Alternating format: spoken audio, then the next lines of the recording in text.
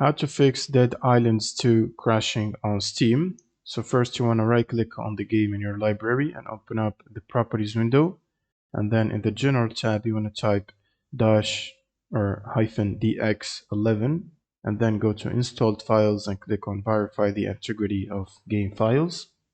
And once this process is validated or done, you can close Steam, and then you will open up the GPU app, or for example, if you have an NVIDIA GPU card, you will need to have the NVIDIA app installed.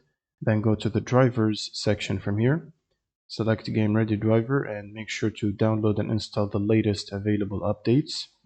You can also try to manually reinstall by clicking this button here if you already have the latest version. And then you will need to open up a new browser tab and then search for Redist. Click on the first link, and then from the second table you should download the 86 and the 64 redistributables and install both of them on your PC. And once you finish installing, it will basically prompt you to restart your computer.